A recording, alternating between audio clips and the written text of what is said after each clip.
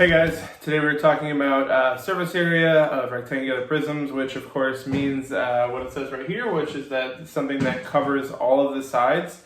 Instead of talking about what's in the shape, we're talking about what goes around the shape. Right? Like if you're wrapping a present or if you're making a box or something like that, that is what you're talking about with surface area. So let's get into it.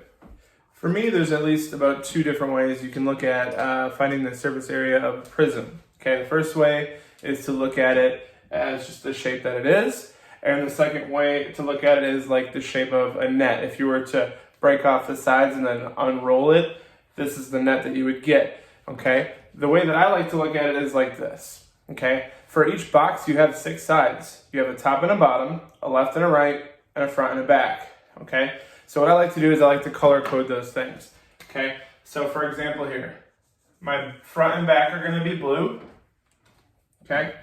My right and left are gonna be pink, okay?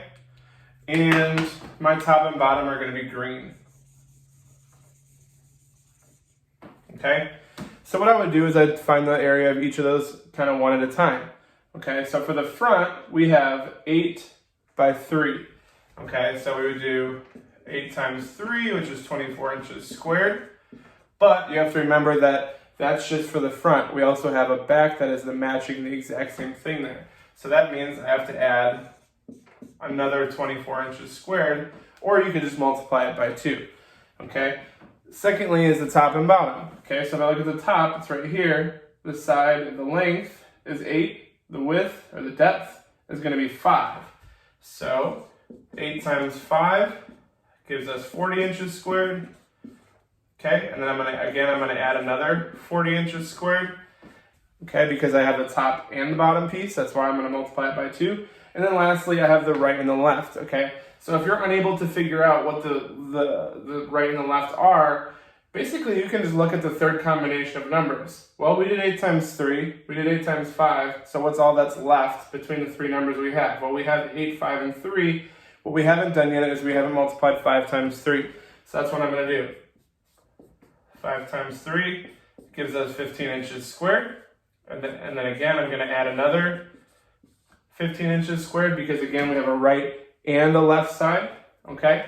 And then I'm just gonna simply add them all up, okay? So you should have either 3 numbers, meaning if you just did 8 times 3 times 2, 8 times 5 times 2, 5 times 3 times 2, or you'll have 6 numbers. And basically that's what I have here. 8 times 3 is 24 plus 24 plus 40 plus 40 plus 15 plus 15, and then you add it all up.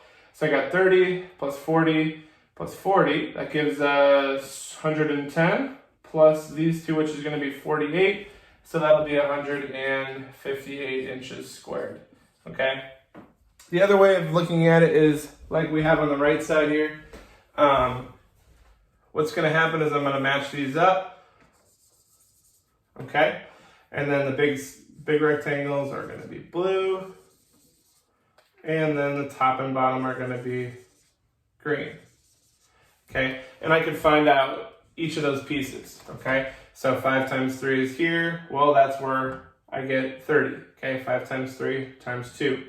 So if you wanna look at it a little bit differently, you could do it like this. 5 times 3 times 2 gives us 30, okay? Green, the top and bottom, we said it was gonna be 8 long and 5 wide. So I would do 8 times 5 times 2, which gives us 80. And then I gotta do blue, which is again gonna be 8 and 3.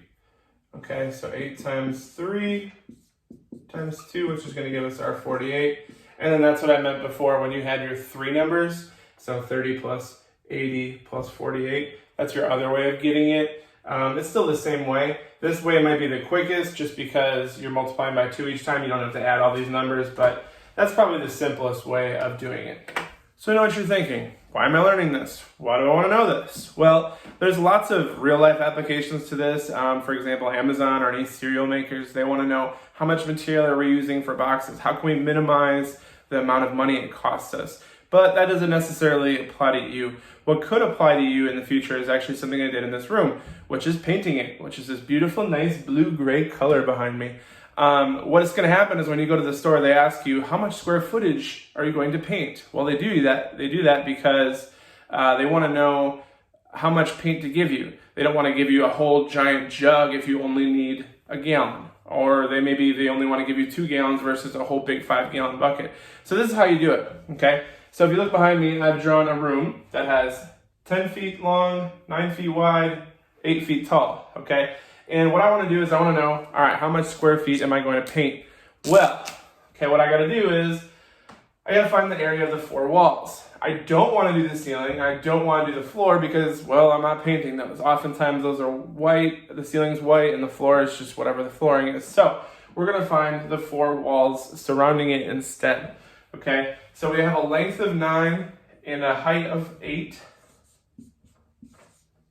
Okay, so that gives us 72. And then we have a width of 10 and a height of 8. And that gives us 80. Okay, however, you got to remember you need to double these numbers. Okay, the reason again I need to double them is because I have 2 walls. The right matches the left, the front of the room matches the back of the room. And then I can double those and get the answer here. Okay, so double them up, 144 and 160. I am going to be painting 304 square feet of room. Okay, so really more or less that's what all this covers, is basically how much material am I using, how much am I covering, stuff like that, you know, presents, all those kinds of things that you would need to wrap or paint in this case. Okay, so that's it. I hope you enjoyed it. I hope it helped you understand a little bit better. I'll see you next time.